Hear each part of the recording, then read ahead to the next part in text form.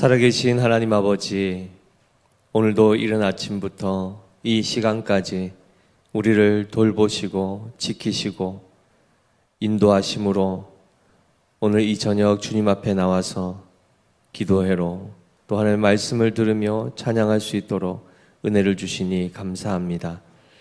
주님께서 우리를 위하여 중보하고 계신 줄 믿습니다. 성령 하나님께서 이 시간도 말할 수 없는 탄식함으로 우리를 위하여 간구하고 계신 줄 믿습니다. 오직 우리가 의지할 것은 주님밖에 없으며 오직 우리가 인도함을 받을 분은 오직 우리 성령 하나님 뿐이신 줄 믿습니다. 우리를 진리 가운데로 인도하여 주시옵시고 그 진리의 말씀을 깨달아지게 하시고 더 나아가서 우리의 마음을 겸손케 하시사 그 말씀 그대로 순종하며 살아갈 수 있는 참된 하나님의 자녀들 되게 하여 주시옵소서. 이 시간도 우리 가운데 임재하고 계시며 우리 가운데 역사하고 계시는 그 주님만을 온전히 의지하오며 살아계신 우리 구주 예수 그리스도 이름으로 기도드립니다. 아멘. 오늘 이 시간 우리에게 주시는 하나님의 생명의 말씀은 마태복음 4장 1절에서 11절까지의 말씀입니다.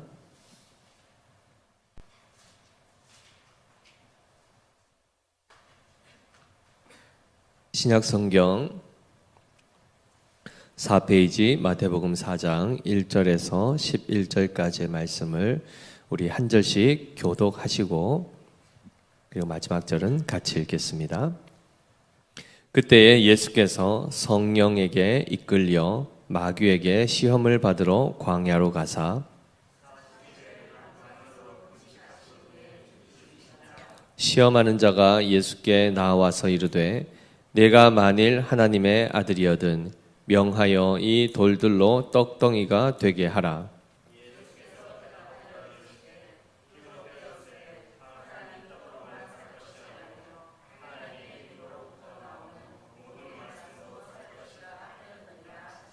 이에 마귀가 예수를 거룩한 성으로 데려다가 성전 꼭대기에 세우고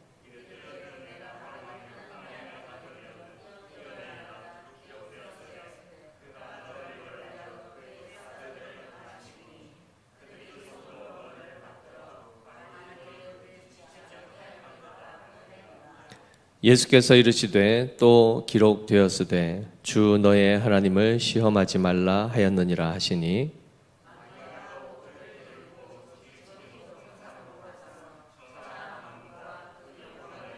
이르되 만일 내게 엎드려 경배하면 이 모든 것을 내게 주리라.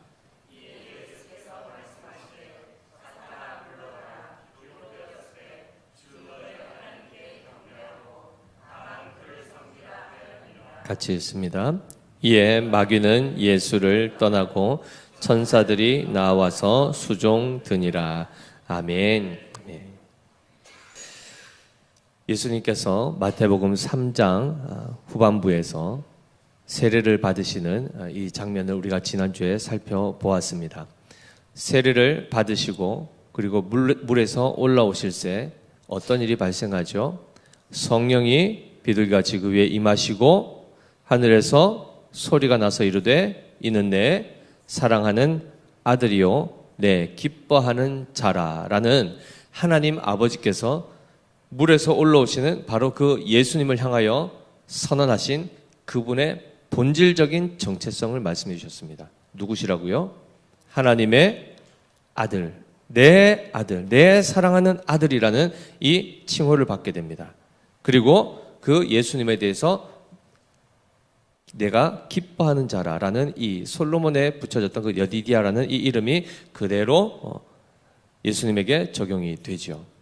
지금 이 마태복음을 우리가 1장부터 쭉 살펴보면서 특징이 무엇입니까?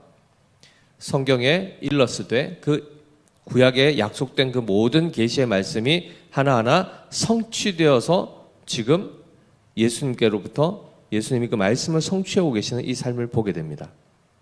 한마디로 마태복음은 철저하게 옛 구약 이스라엘 백성이 실패했던 언약의 그 역사, 언약에 실패했던 그 역사를 더욱 거슬러 올라가면 이스라엘 백성보다 더 거슬러 올라가면 바로 첫 인류 아담이 실패했던, 하나님의 말씀 앞에 불순종함으로 그 약속을 지키지 못했던 그 모든 실패의 역사를 예수님께서 다시 자신의 전 생애를 통해 그 모든 말씀을 하나하나 지키심으로 새 아담, 즉 둘째 아담으로서 또한 새 이스라엘로서 본인이 그 모든 것들을 성취하시는 이 역사를 마태복음에서 지금 정확하게 드러내 보여주고 계십니다. 그 가운데 오늘 4장에 보시면 예수님이 세례를 받으시고 나서 성령이 충만히 임하시죠. 그 이후에 어떻게 됩니까? 4장 1절 같이 읽습니다.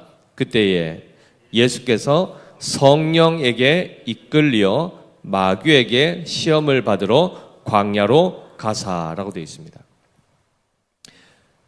지금 광야라는 이 곳, 그리고 거기가 시험을 받는 장소, 더 나아가서 지금 그 자리에 누가 있습니까? 마귀가 있습니다. 광야에서 마귀가 시험하기 위해서 기다리고 있는 바로 그 장소로 지금 예수님이 가게 되는데 누구에게 이끌려 간답니까? 성령에게 이끌려 지금 가고 있습니다. 이상하지 않습니까? 성령 하나님은 우리를 어디로 인도하십니까? 진리 가운데로 인도하시고 빛 가운데로 인도하시고 좋은 곳으로 인도하셔야 되는데 죽음의 장소요, 광야, 특히 사단이 시험하는 장소, 그곳으로 성령이 인도하신다? 어떻게 느껴지십니까? 좀 이해가 잘 안 되지 않습니까? 성령님이 그런 분이셨는가? 성령님 그런 분이십니다. 어떻게요?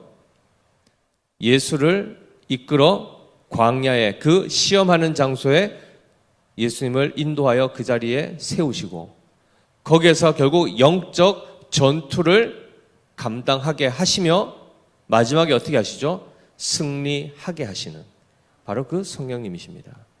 자, 그래서 예수님께서 성령의 충만하심을 따라 광야로 들어가시는데 2절을 보시면 40일을 밤낮으로 뭐 하십니까? 금식하십니다. 금식하시게 되면 어떻게 되죠? 당연히 줄이게 되죠.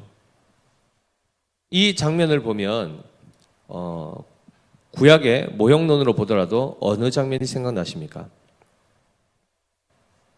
광야에서 40일 금식했던 것 누가 떠오르십니까? 모세. 그렇죠? 광야로 출애굽한 백성 다 이끌고 광야로 나온 다음에 그가 시내산에 올라가서 며칠이요? 40일 동안 금식하고 율법을 받습니다. 바로 그래서 이 장면을 모세와 예수 그리스도를 모형론으로 해서 설명하는 것도 있지만 더 본질적으로는 지금 예수님이 행하시는 모든 일들은 지금 누구와 동일시하는 것입니까? 이스라엘 백성과 동일시합니다. 우리가 앞에서 살펴봤지 않습니까? 마태복음 2장 15절에 뭐라고 되어 있죠? 헤롯이 죽기까지 거기 있었으니 이는 주께서 선지자를 통하여 말씀하신 바 애굽으로부터 내 아들을 불렀다 함을 이루려 하심이라. 애굽으로부터 내 아들을 불렀다. 누구를 부르셨습니까? 이스라엘 백성을 부르셨지 않습니까? 근데 그들을 두고 뭐라고 했다고요? 내 아들. 오늘 근데 그 호칭이 누구에게 주어지죠? 예수 그리스도에게. 그래서 예수님은 그저 하나님의 성자 하나님으로서의 그냥 그 아들 되심만을 얘기한 것이 아니라 이스라엘 백성과 동일시하는 차원에서 그가 아들 되심을 지금 나타내 보이시며 이스라엘로서 옛 이스라엘이 실패했던 그것을 지금 다시금 그것을 행해서 성취하시기 위해서 그 언약을 실패한 언약을 다시 회복하여 완수하시기 위해서 지금 이 사역을 감당하시게 됩니다. 그래서 40일 동안 거기서 금식하신 이후에 줄이시죠. 굉장히 허기가 지십니다. 그 가운데서 시험하는 자, 곧 마귀가 와서 뭐라고 합니까? 3절에 보시면 네가 만일 하나님의 아들이거든 뭘 하라고 합니까? 명하여 이 돌들로 떡덩이가 되게 하라. 떡덩이 되게 한 다음에 어떻게 하라는 겁니까? 줄인 배를 채우라. 이것 아니겠습니까? 굳이 돌을 떡으로 바꿔서 먹을 필요 있습니까? 예수님은 그냥 말씀 한 말씀으로 진수성찬을 차리실 수 있죠. 그렇죠? 그런데 잘 보십시오. 사단이 뭐라고 지금 시험하는가를 잘 보십시오. 오늘 여기 세 가지 시험이 나오는데 이스라엘 백성이 출애굽하여 홍해를 건너, 그것이 곧 세례를 상징하죠. 홍해를 건너 광야에 도착해서 광야에서 몇 년을 삽니까? 40년을 삽니다. 그 광야에서 계속해서 실패했던 부분이 바로 마귀의 이 시험 가운데 첫 번째 이 시험. 먹는 것 때문에 그들은 계속해서 시험에 듭니다. 계속해서 배고파서 하나님을 섬길 수 없습니다. 배고파서 우리는 가나안 땅까지 지금 못 가겠습니다. 배가 고파서 그리하여 먹을 것을 주면 하겠습니다. 먹을 것을 주면 섬기겠습니다. 이 씨름을 몇 번이나 한지 모릅니다. 하나님 어떻게 하셨습니까? 40년 동안 만나를 주셨죠. 그들을 줄이게 하지 않으셨음에도 불구하고 그들은 그 언약에 실패합니다. 따라서 이 부분에 있어서 보시면 예수님께서 시험하는 자가 이 돌들로 떡덩이가 되게 해서 먹는 것을 네가 보이면 네가 하나님이라는 것을, 하나님의 아들인 것을 인정하겠다, 이렇게 얘기하는 거거든요. 근데 잘 생각해 보십시오. 돌로 떡을 안 만들면 예수님이 하나님의 아들이 안 되십니까? 이미 하나님의 아들로 선포된 것은 몇 장에서 선포됐습니까? 이미 3장에 선포되었고 2장에도 선포되었지 않습니까? 그리고 1장에서 출생하실 때부터 이미 성령으로 잉태된 자로서 하나님의 아들로 그가 이미 그 정체성은 확보되어 있습니다. 무엇을 더 행했기 때문에 하나님의 자녀가 되고 그걸 하지 못하면 하나님의 자녀가 안 되는 이 행위에 달려있는 것이 아니라 그의 존재 자체가 뭐죠? 영원 전부터 하나님의 아들이십니다. 만일이라는 단어는 여기 필요가 없는 것입니다. 그런데 사단은 항상 어떻게 합니까? 교묘하게 헷갈리게 만들죠.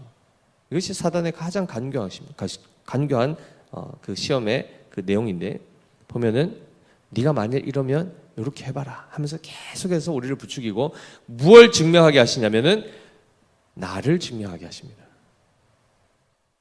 내가 정말 하나님의 아들이 맞나? 라는 것을 스스로 의심하게 만들고, 그래서 뭔가 이적이 나타나서 그런 신비한 것들이 나타나면 와, 내가 하나님의 자녀가 맞구나, 이렇게 자기의 행위를 통해서 자기의 정체성을 확인하게끔 지금 유혹하고 있는 것입니다. 그러나 하나님의 자녀는 어떻게 만들어집니까? 우리의 행위에 근거한 것입니까? 아니면 하나님께서 자녀라 인쳐주시면 자녀가 되는 것입니까? 맞습니다. 그럴 때 하나님이 우리의 행위를 보시고 인쳐주십니까? 그렇지 않습니다. 따라서 이 벌써 첫 시험부터 단순히 떡, 먹는 것에 지금 문제가 아닙니다. 우리가 누구인지를 끊임없이 확인하게 하시고 하나님의 아들이라면 그는 어떤 삶을 살아가야 하는가를 그 본분에 대해서 말씀해 주고 있습니다. 우리는 행위를 통해서 우리 자신이 누구인지를 확인하려고 하지만 성경은 너희가 만약에 하나님의 자녀라면 너희는 이렇게 살아야 한다는 것을 말씀해 주고 있습니다. 그 내용이 뭡니까? 4장 4절 말씀 같이 읽습니다. 예수께서 대답하여 이르시되 기록되었으되 사람이 떡으로만 살 것이 아니요 하나님의 입으로부터 나오는 모든 말씀으로 살 것이라 하였느니라 하시니, 이 말씀이 신명기 8장 2절에서 3절에 나와 있는 말씀입니다. 신명기 8장 2절 3절 한번 띄워 주십시오.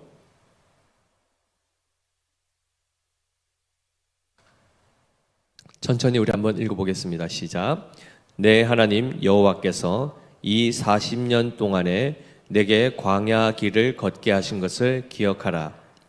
이는 너를 낮추시며 너를 시험하사 내 마음이 어떠한지 그 명령을 지키는지 지키지 않는지 알려 하심이라.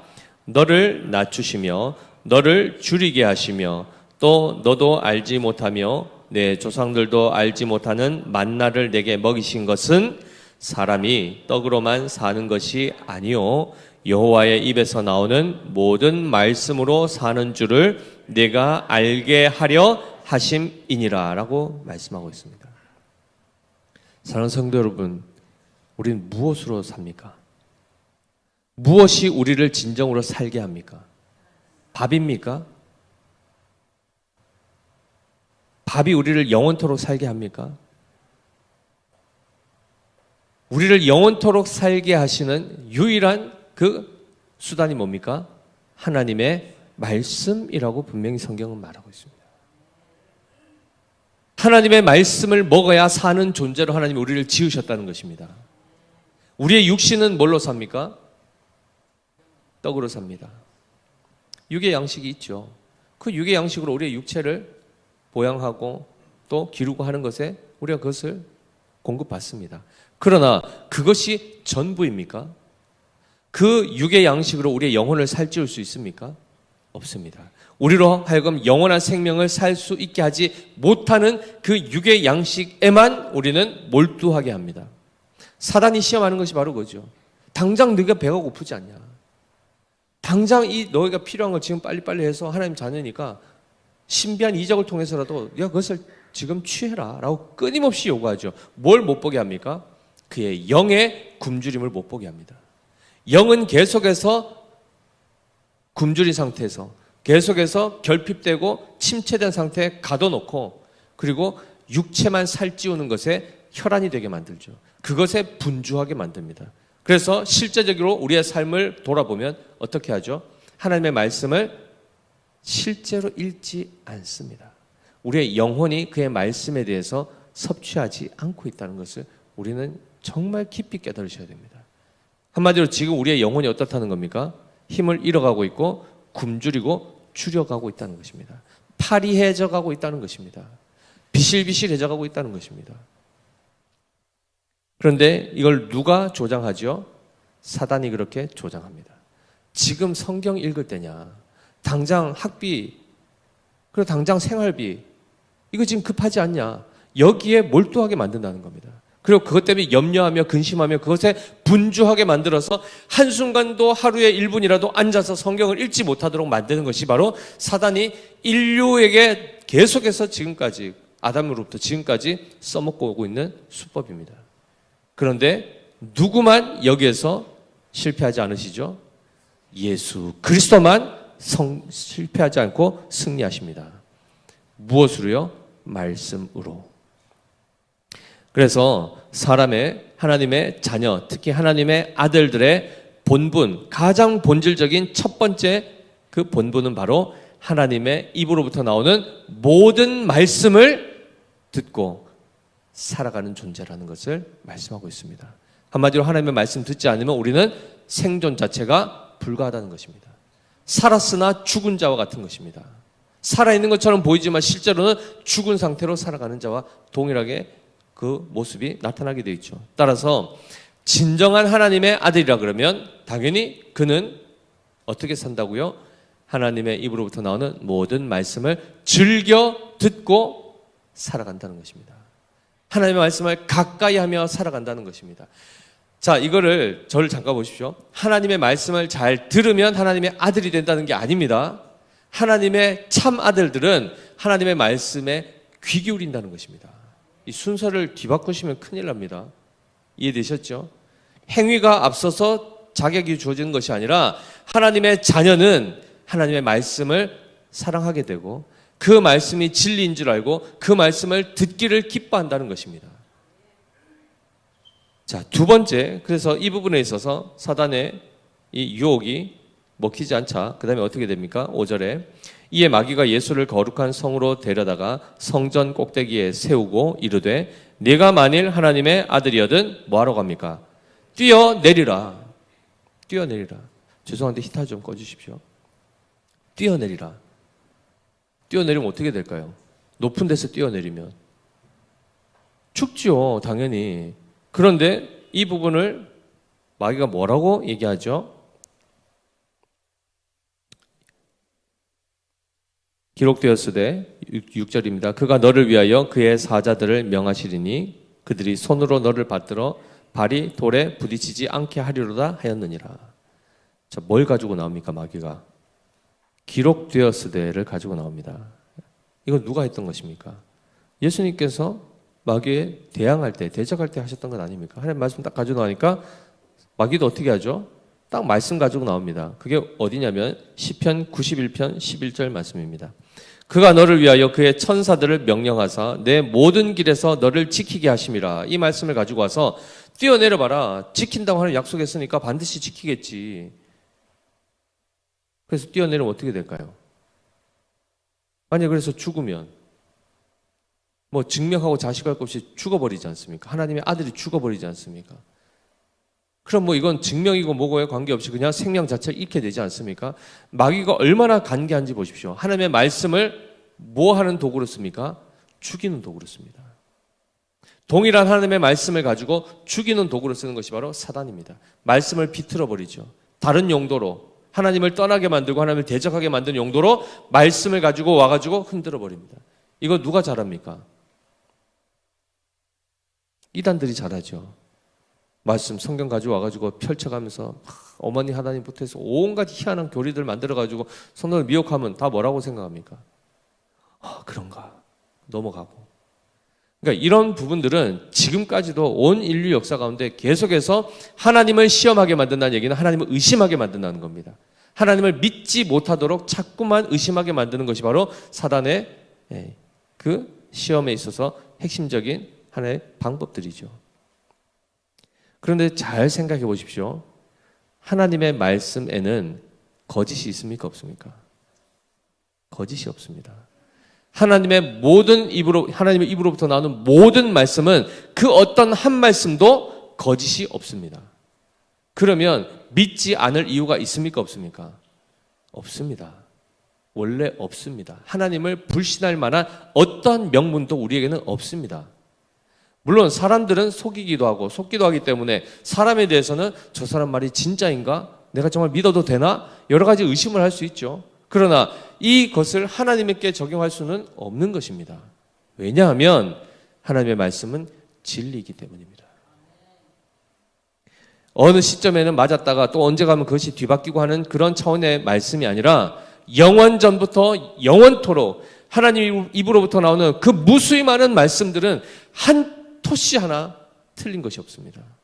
따라서 우리가 하나님의 말씀을 바르게 온전히 진리임을 믿고 그것에 대해서 하나님을 신뢰할 때에 그 말씀을 바르게 적용할 수 있게 됩니다. 하나님을 의심하게 되면 온갖 말씀을 다 비틀어서 이상하게 적용하게 되어 있습니다. 사단의 그 계략이 바로 이것이죠. 일단 하나님의 말씀을 듣지 않게 하고 혹여나 하나님의 말씀을 듣게 되면 그것을 의심하게 만드는 것이 바로 두 번째 단계입니다. 그런데 마지막 단계로 한번 가볼까요? 자, 그때 참 예수님께서 7절에 이렇게 대응하시죠. 예수께서 이르시되 또 기록되었으되 주 너의 하나님을 어떻게 하지 말라고요? 시험하지 말라 하였느니라 하시니.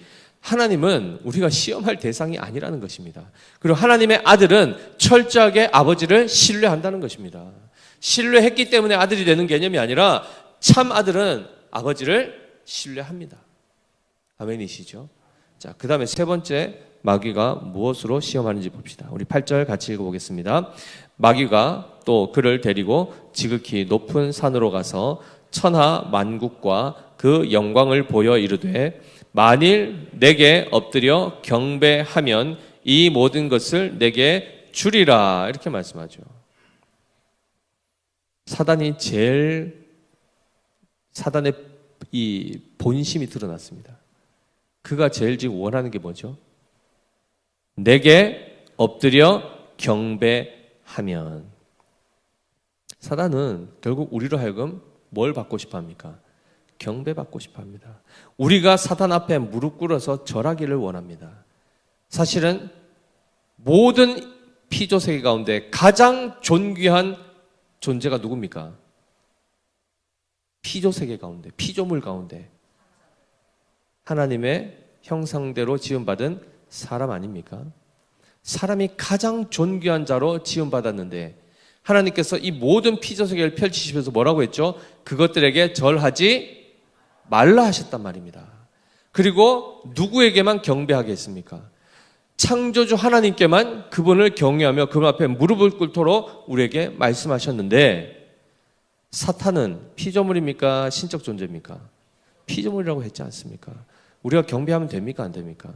안 되는 존재입니다. 그런데 사탄은 우리로부터 뭘 받고 싶어 하죠? 경배를 받고 싶어 합니다. 이 본색이 드러났죠. 그래서 결국은 우리를 이 말로 저 말로 다 속여서 결국 하는 얘기가 내 앞에 절해라. 이겁니다. 오늘날 이렇게 사단 앞에 절하는 사람들이 많습니까? 적습니까?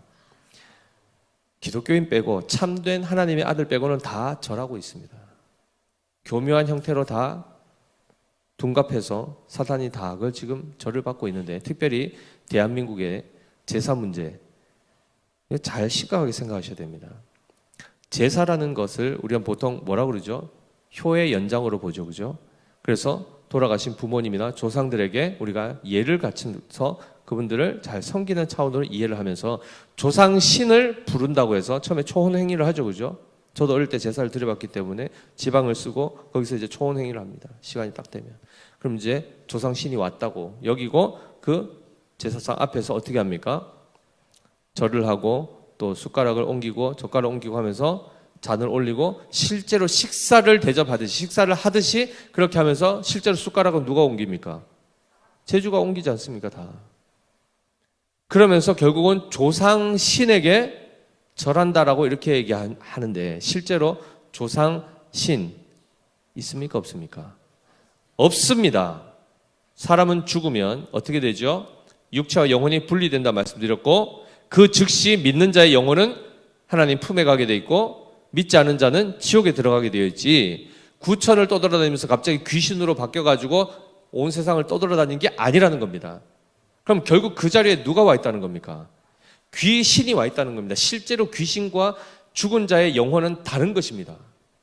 존재 자체가 다른 개념입니다. 이해되십니까? 사람은 죽으면 귀신으로 바뀌지 않습니다. 총각 귀신, 달걀 귀신, 몽달 귀신 없습니다. 실제로 사람이 그렇게 바뀌는 게 아닙니다. 결혼하지 못해서 죽었는데 그 총각이 너무 억울해서 총각 귀신으로 해서 이런 거 다 잘못된 겁니다. 성경적이지도 않고 다 허상들인데 실제로는 거기 누가 와 있다고요? 사탄이 와서 즉 마귀가 그 자리에 앉아서 사람들에게 절을 받고 있습니다. 그가 지금 제일 원하는 것 아닙니까? 내게 엎드려 경배하며 그 경배를 받기 위해서 제일 언제 많이 받을까요? 명절 때 전국적으로 제사 드리지 않습니까? 차례 드리고 우상 숭배의 진짜 그 전형이 대한민국 안에 아직도 뿌리가 깊습니다. 말을 뭘로 둔갑시켰다고요? 조상에게 효를 하는 조상신에게 말 같지도 않은 얘기를 하면서 속이는 거죠. 그럼 그 자리에서 실제로 누가 경배를 받는다고요?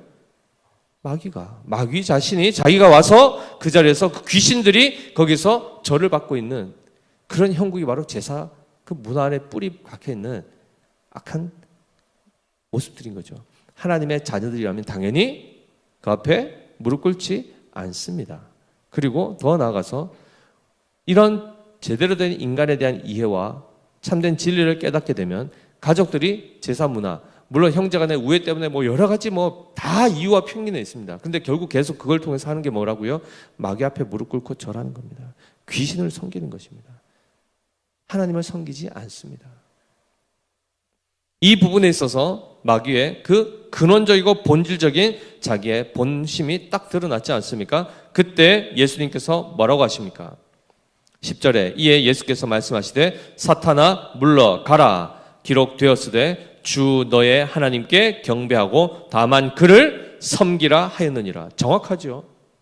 하나님의 자녀들은 뭘 하죠? 하나님께만 경배하고 절합니다. 그런데 아까 사탄이 교묘하게 세 번째 그 자기의 본심을 드러내면서 뭘 조건으로 달죠? 천하만국을 보여주지 않습니까? 이 세상의 것을 다 피조세계를 다 보여주면서 뭐라고 합니까? 내게 엎드려 경배하면 이 모든 것을 내게 주겠다라고 합니다. 자, 예수님은 여기에 넘어가실까요? 안 넘어가실까요? 왜 안 넘어가시죠? 그렇죠. 자기 건데 무슨 자기가 마귀가 자기 것처럼 해가지고 나한테 주는 것처럼 원래 자기 하는 예수님 거 아닙니까? 마녀를 누가 지으셨습니까? 삼위일체 하나님이 지으실 때 당연히 성자 하나님께서 말씀으로 하나님이 천지를 창조하지 않습니까? 모든 것이 다 주님의 것 아닙니까? 하나님의 아들의 것 아닙니까? 그런데 와가지고 내한테 절하면 이거 줄게. 말도 안 되는 얘기지 않겠습니까? 너무 어이가 없지 않습니까? 그런데 여기에 누구는 다 넘어가죠? 사람들은 다 넘어갔습니다. 솔직하게 한번 자기 자신을 한번 들여다보십시오. 누군가가 만약에 20억을 줄 테니까 내 앞에 3번 절하세요 하면은 절합니까 안 합니까? 합니까 안 합니까? 눈 딱 감고 하시지 않겠습니까? 3번이 뭡니까? 한 20번 하겠네. 20억이면. 우리는 벌써 이미 그게 당연히 그렇게 할 수 있을 거라는 생각이 들지 않으십니까? 왜 그렇죠? 경배하는 거야. 뭐 그냥 저를 그냥 뭐 마음 안 닫고 그냥 한번 엎드리면 되는 거고, 엄청난 이 재물이 들어오는데 이거 한번 진짜 한 뭐 100만 원, 1000만 원 벌려 해도 한 달 내내 새가 빠지게 고생을 해야 되는데, 3번 절하는 거 한 3초 만에 막 버떡버떡 하면 막 1초에 막 10번이나 하겠구만. 그렇게 해서 20억이면 이게 웬 떡이냐 싶지 않겠습니까? 우리는 우리의 본분이고 우리의 자존심이고 엉뚱한데 우리의 자존심을 쏟지 돈 앞에서는 다 버리지 않습니까? 아담부터 다 실패했던 겁니다. 우리에게 얼마나 정말 딱 미끼가, 너무 좋은 미끼가 사단이 우리에게 그걸 던진지 모릅니다. 예수님만이 유일하게 여기에서 넘어가지 않으십니다. 예수님만이. 그래서 예수님의 이 영적 전쟁에서의 승리가 얼마나 귀한 것인지를 기억하셔야 됩니다. 왜냐하면 여기에서 실패해버리면 온 인류는 그냥 다 마귀 앞에 엎드리는 존재로 비참하게 계속해서 끌려다닐 것이기 때문입니다. 그런데 예수 그리스도께서 승리하심으로 말미암아 어떻게 됩니까? 마귀가 떠나가게 됐고 그리스도께서 이루신 바로 하나님의 아들로서 성취해내신 하나님의 말씀 앞에 완전한 신뢰와 순종, 그것을 이루신 다음에 어떻게 하십니까? 하나님의 의로 말미암아 그 하나님 앞에 모든 의를 다 이루심으로 말미암아 아버지께로부터 받을 만국의 영광, 그것을 가지신 다음에 그것을 우리에게 주신다는 겁니다. 우리가 예수 그리스도가 아니면 우리 다 지옥 가야 됩니다. 그럼 또 그러죠. 뭐. 한번 가보지 뭐. 거기가 한번 가보지 뭐 할 곳이 아닙니다. 기분 나쁘면 뭐 이렇게 착한 일도 하라고 그러고 뭐 많이 하라는데 도저히 못해 먹겠네. 그거 안 하면 지옥 간다. 그럼 한번 가지 뭐. 한번 갔다 오지 뭐. 근데 겨울에 춥고 하는데 뭐 뜨끈뜨끈 뭐 영원히 불탄다 하는데 뭐 불감하도. 이런 차원으로 이해하시면 될까요? 거긴 그런 곳이 아닙니다. 정말 끔찍한 곳이고, 예전에 한번 이렇게 우리 또 장로님 한 분과 이렇게 대화할 때도 그 지옥이라는 것을 이렇게 한번 이렇게 깊이 느낀 적이 있다 하는데 끝도 없이 어둠 가운데로 추락하는 떨어지는 그 느낌을 받은 적이 있답니다. 물론 이제 환상 중이었던 뭐 꿈이었는데 어쨌든 그런 느낌을 받을 때 그 높은 곳에 떨어질 때 그 느낌이 어떨까요? 공포입니다. 끝도 없이 떨어진 그 엄청난 긴장감과 그 불안함, 바로 무저갱이 바로 그거죠. 끝이 없는, 바닥이 없는 것. 그러나 그런 차원에서도 표현되어 있지만은 영원히 꺼지지 않는 불에 태워지는 것. 뜨거운 곳에 불 한 번만 손만 그을려도 화상을 입게 되면 얼마나 고통스럽습니까? 예수님이 아니었으면 우리 다 거기 가야 된다는 겁니다. 예수님이 아니었으면 일평생 귀신 앞에 절절매면서 비굴하게 무릎 꿇으면서 끌려다녀야 되는 그런 존재들이라는 겁니다.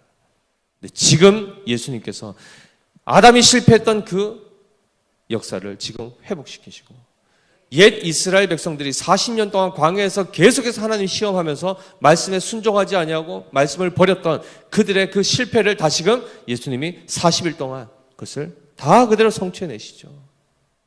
40일이라는 이 광야가 바로 온 인류가 다 실패했던 바로 그 영적 전투의 현장이었습니다. 유일하게 예수님이 이겨내셨습니다. 얼마나 감사한 일인지 모릅니다. 예수님께서 특별히 이기신 거 없습니다.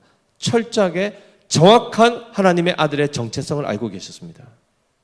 무엇을 해서 아들이 되는 것이 아니라 존재 자체가 하나님의 아들이시기 때문에 그것과 관계없이 자기의 정체성을 확인할 수 있습니다. 돌로 떡을 안 만들어도 괜찮습니다. 이걸 조금 더 다른 차원에서 얘기하면 이런 겁니다.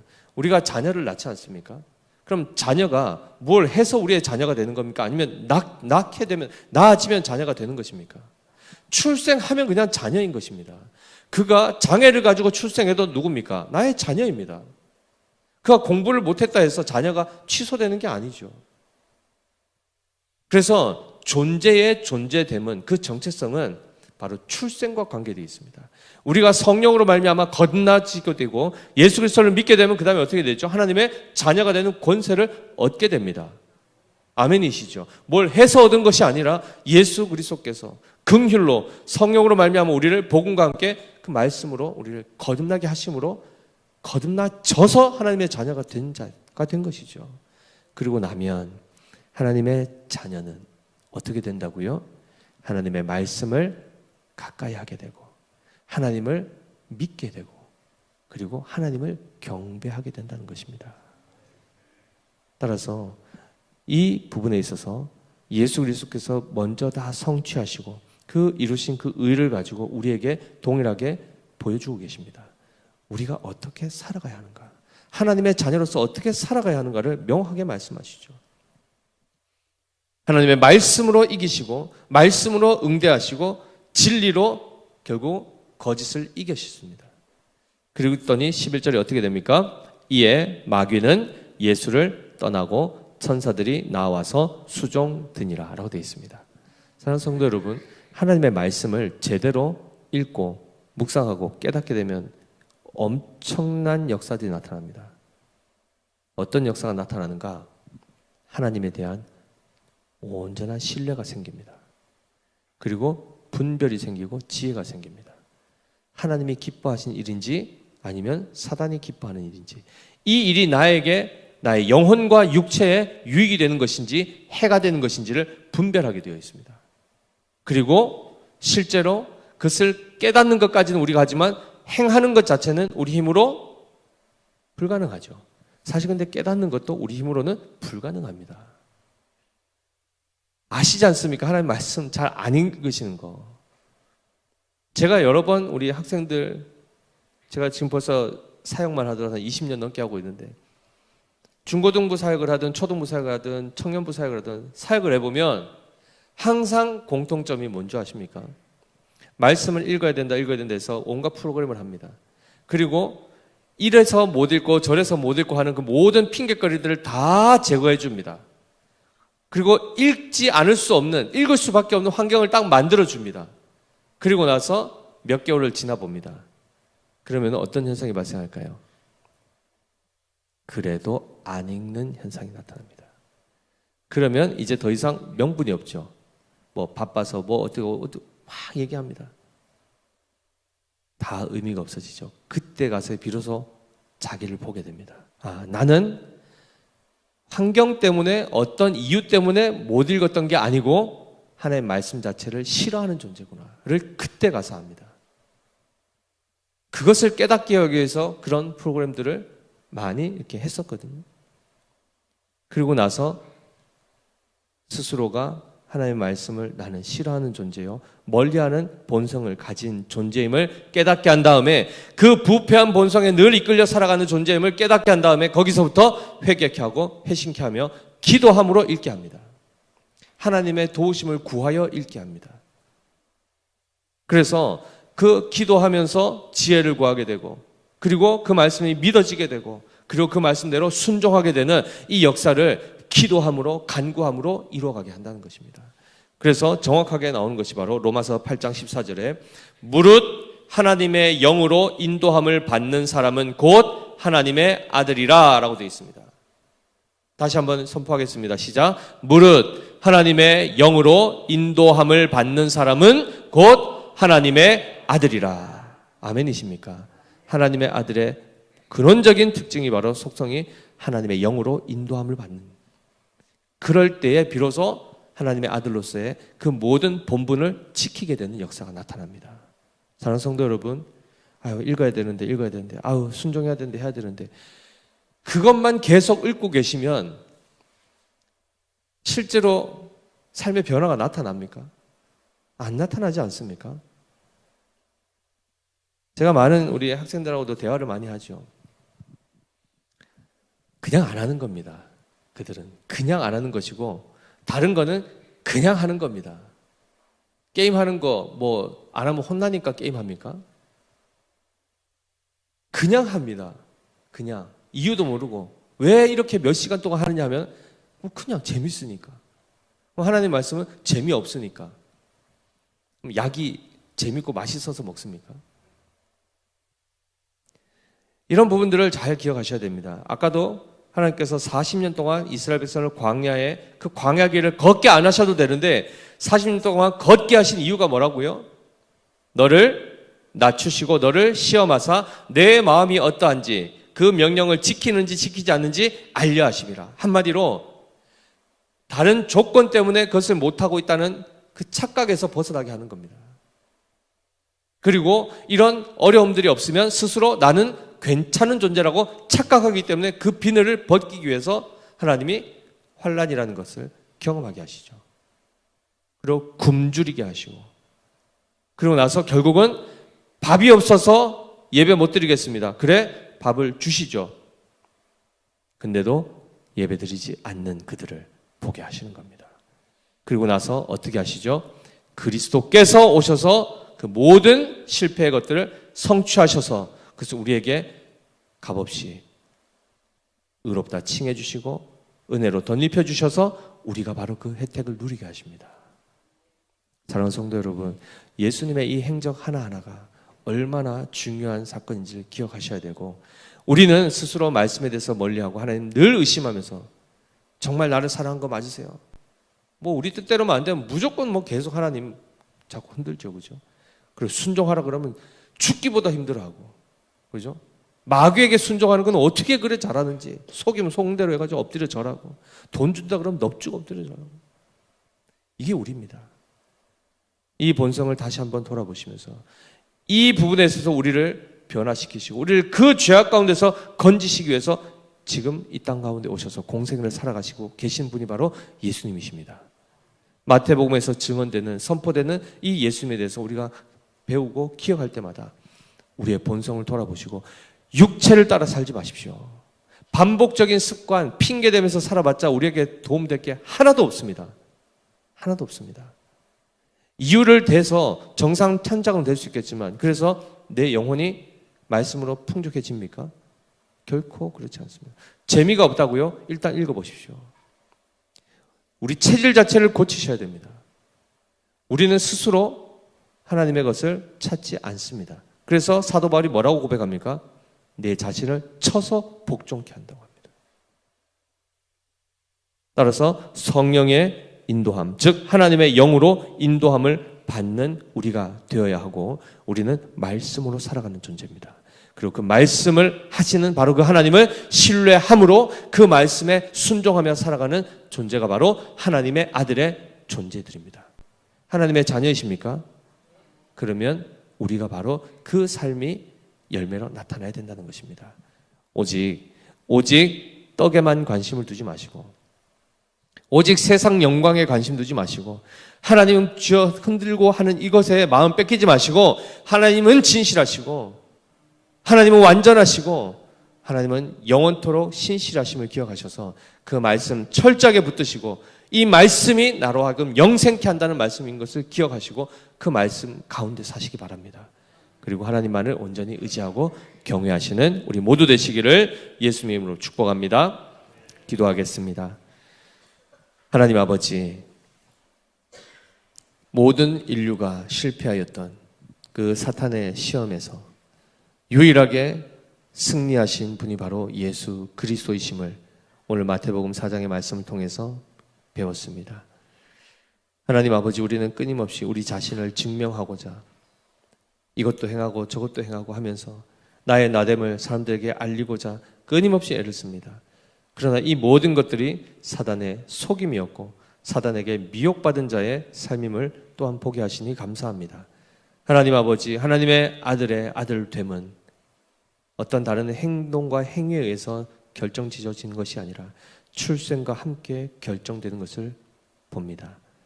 예수 그리스도를 믿음으로 하나님의 자녀가 되는 권세를 이미 입었고, 이는 내 사랑하는 아들이요 내 기뻐하는 자라는 하나님의 그 음성 앞에 우리의 정체성은 결정된 줄 믿습니다.